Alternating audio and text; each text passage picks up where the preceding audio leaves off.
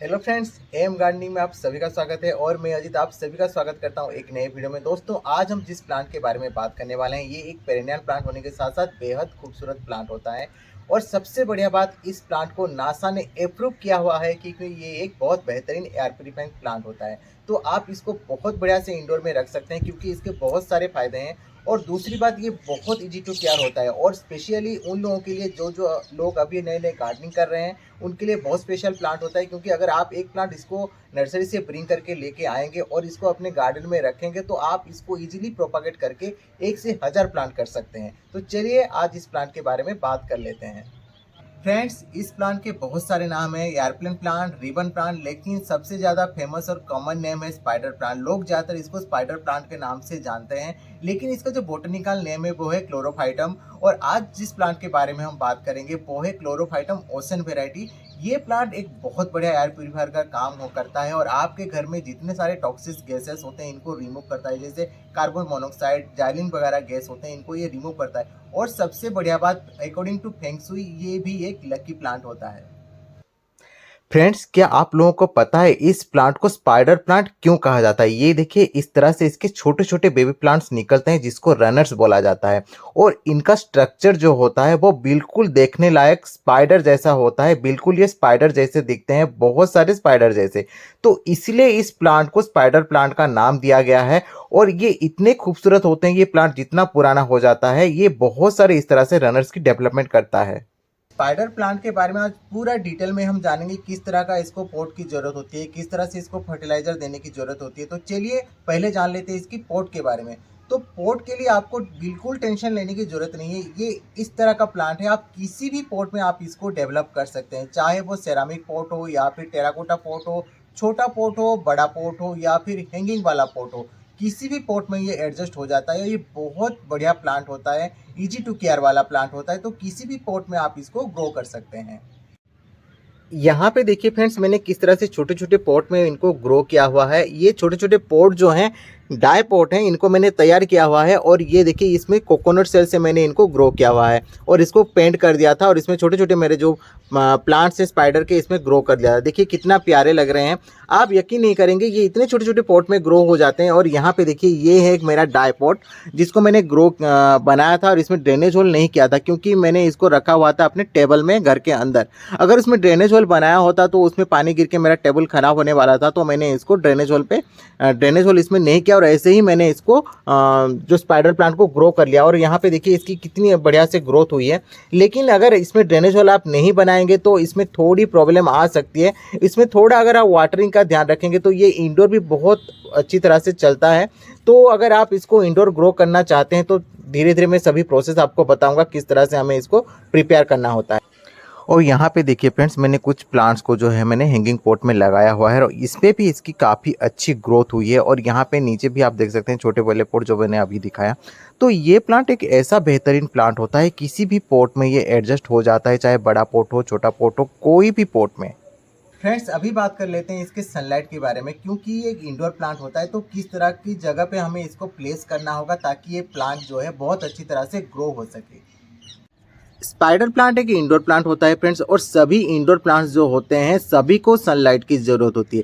वैसे ही इसको भी सनलाइट की ज़रूरत होती है। अगर आप इसको इंडोर रख रहे हैं तो 4-5 दिन अगर आप इसको घर के अंदर रख चुके हैं तो एक दिन के लिए आप इसको बाहर लेके आ जाइए और इसको थोड़ा सनलाइट दिखा दीजिए, तो ये प्लांट बहुत अच्छी तरह से चल जाएगा। अगर आप इसको बाहर रखे हुए हैं तो ऐसी जगह पर प्लेस करें जहाँ पे इसको अर्ली मॉर्निंग की 1 या 2 घंटे की धूप इस पर गिरे। और या फिर इसको एक बड़े प्लांट, अगर आपके घर में बड़े बड़े पेड़ वगैरह हैं तो उन पे आप इसको हैंग करके भी रख सकते हैं, उसके नीचे भी रख सकते हैं। उससे क्या होगा ना, इसके ऊपर छनी हुई धूप गिरेगी तो ये बहुत अच्छी तरह से सरवाइव कर पाएगा। फ्रेंड्स, अगर आप इसको घर के अंदर रख रहे हैं तो इसको खुली हवा ज़्यादा पसंद है, तो बेहतर यही होगा कि आप इसको घर के अंदर ऐसी जगह पे प्लेस करें जहाँ पे एयर सर्कुलेशन बहुत अच्छी तरह से हो सके। अगर एयर सर्कुलेशन नहीं होगा तो ये प्लांट्स की डेवलपमेंट जो है वो अच्छी तरह से नहीं होगी। और अगर आप इसको बाहर रख रहे हैं तो बेहतर यही होगा किसी बड़े पेड़ के नीचे रखें या फिर ब्राइट लाइट एरिया में रखें या फिर जहाँ पे छनी हुई धूप गिरती हो वहाँ पे इस प्लांट को आप रख सकते हैं ताकि ये प्लांट की जो है बहुत अच्छी तरह से ग्रोथ हो सके। अभी बात कर लेते हैं इसकी वाटरिंग के बारे में, क्योंकि इसकी वाटरिंग बहुत मैटर करता है इस प्लांट के लिए। अगर ज़्यादा आप इसमें वाटरिंग करेंगे तो ये प्लांट खराब होने के बहुत ज़्यादा चांसेस होते हैं। तो इसको आप 2 या 3 दिन के गैप में वाटरिंग कर सकते हैं। लेकिन समर के टाइम आप इसमें 1 दिन के बाद वाटरिंग करें, या फिर अगर आप इसको बाहर रख रहे हैं तो इसको इसकी जो सॉइल है थोड़ा चेक कर लें, फिर उसके बाद वाटरिंग करेंगे तो आपको इसका बहुत अच्छा रिजल्ट मिलेगा। यहाँ पे देखिए ये वाला मेरा जो प्लांट है स्पाइडर का, ये बिल्कुल आउटडोर पे था और यहाँ पे देखिए मैंने कल इस पे वाटरिंग किया हुआ था। यहाँ पे देखिए ये बिल्कुल इसकी जो सॉइल है बिल्कुल गिला हुआ है, तो अभी हम इस पे वाटरिंग नहीं करेंगे। अगर आपको जो जब भी पानी देना हो तो थोड़ा मिट्टी को जांच लें, अगर मिट्टी बिल्कुल गीली है या फिर ऐसे उंगली दबा के थोड़ा चेक कर लीजिए। अगर हाथ में लग रहा है तो बिल्कुल पानी मत दीजिए। अगर ज़्यादा इसमें पानी रहेगा ना तो इसकी रूट्स गलने लगते हैं और प्लांट बिल्कुल धीरे धीरे खराब होने लगता है। तो अगर बाहर रखे हैं आप प्लांट्स को तो मिट्टी चेक करके पानी दिया करें। अगर घर के अंदर है तो 3-4 दिन के बाद इसमें वाटरिंग करेंगे तो इसकी जो ग्रोथ है वो बहुत अच्छी तरह से इसकी ग्रोथ हो सकती है। फ्रेंड्स, बीच बीच में आप इस प्लांट के ऊपर पानी का स्प्रे करें, क्योंकि इसको वॉश होना बहुत पसंद होता है और इसका एक रीज़न भी है। अगर आप इस पे इस तरह से वाटर का स्प्रे करेंगे तो पहले इसके ऊपर जितनी भी धूप वगैरह होगी वो साफ़ हो जाएगा और उससे क्या होगा, ये प्लांट जो है बहुत अच्छी तरह से फोटोसिंथेसिस का प्रोसेस कर सकता है। और फ्रेंड, और एक बहुत ज़रूरी बात फ्रेंड्स, इसको ट्यूबवेल वाटर बिल्कुल पसंद नहीं है। तो अगर आप इस पे वाटरिंग कर रहे हैं तो अगर आप इस पे वाटरिंग कर रहे हैं तो इसको प्यूरीफायर का, वाटर प्यूरीफायर का पानी दीजिए, तो इसके जो पत्ते हैं इनकी ग्रोथ बहुत अच्छी तरह से होगी और इसकी जो कलर है वो बन के रहेगा। तो हमेशा जो है बरसात के पानी का यूज कर सकते हैं, वो तो पॉसिबल नहीं है। तो हमेशा मैं आपको सुझाव दूंगा कि आप इस पे जो है वाटर प्यूरीफायर का पानी इस्तेमाल करें। अभी बात कर लेते हैं इसके फर्टिलाइजर के बारे में। इसको ज़्यादा फर्टिलाइजर देने की कोई ज़रूरत नहीं होती, लेकिन आप इस पे लिक्विड फर्टिलाइजर का यूज कर सकते हैं, क्योंकि ये प्लांट इतना बुशी हो जाता है तो जगह ही नहीं बचता कि आप इस पे गुड़ाई वगैरह करें। फ्रेंड्स, हम जिस वक्त इसको रिपोर्टिंग करते हैं तो इसमें हम कंपोस्ट वगैरह दिया हुआ होता है इस प्लांट पर, तो इसको ज़्यादा फर्टिलाइजर देने की ज़रूरत नहीं होती। हाँ, इस पर हम लिक्विड फर्टिलाइजर के हिसाब से हम इस पर यूज करते हैं सीवीड ग्रैन्यूल्स। अगर आपके पास इसी तरह से थोड़ी जगह है तो आप थोड़ा थोड़ा मिट्टी निकाल के उसमें 6 या 7 दाने सीवीड ग्रैन्यूल्स की डाल सकते हैं, या फिर एक इसको जो है इसका एक लिक्विड सोल्यूशन भी आता है जो हमारे सीवीड ग्रैन्यूल्स का, तो उसके ऊपर भी स्प्रे कर सकते हैं। और एक बढ़िया चीज़ है वो है एप्सम सॉल्ट। ये देखिए, ये है एप्सम सॉल्ट यानी मैग्नीशियम सल्फेट। आप इसको 5 ग्राम लेके 1 लीटर पानी के अंदर डाल दीजिए और इसका एक लिक्विड सॉल्यूशन बना लीजिए। एप्सम सॉल्ट के लिक्विड सॉल्यूशन को इवनिंग के टाइम इस तरह से स्प्रे करें। एप्सम सॉल्ट का एक बहुत बढ़िया चीज़ होता है, जो हमारे प्लांट्स होते हैं इसकी तो ग्रीनरी बरकरार होकर रहता है और इसकी रूट की डेवलपमेंट में भी ये बहुत बढ़िया कारगर का साबित होता है। इसकी रूट्स की डेवलपमेंट बहुत अच्छी तरह से होती है और इसकी जो पत्तों की जो ग्रीननेस है वो एप्सम सॉल्ट की वजह से ही होती है। तो एप्सम सॉल्ट का जब भी छिड़काव करें इवनिंग के टाइम पे करें, बहुत बढ़िया रिजल्ट इसका आता है। अभी इसके सॉइल मिक्स के बारे में बात कर लेते हैं, क्योंकि ये प्लांट एक इंडोर प्लांट होता है और इसको ज़्यादा पानी की ज़रूरत नहीं होती। तो इसकी जो सॉइल मिक्स है बिल्कुल वेल्डन होना चाहिए। तो वेल्डन सॉइल बनाने के लिए आपको लेना होगा 40% गार्डन सॉइल, 30% कंपोस्ट या फिर 40% कंपोस्ट आप ले सकते हैं, या फिर काउडंग कंपोस्ट कुछ भी आप ले सकते हैं। और रिमेन जो रहा 20% आप उसमें राइसस मिला लीजिए या फिर रेत मिला लीजिएगा।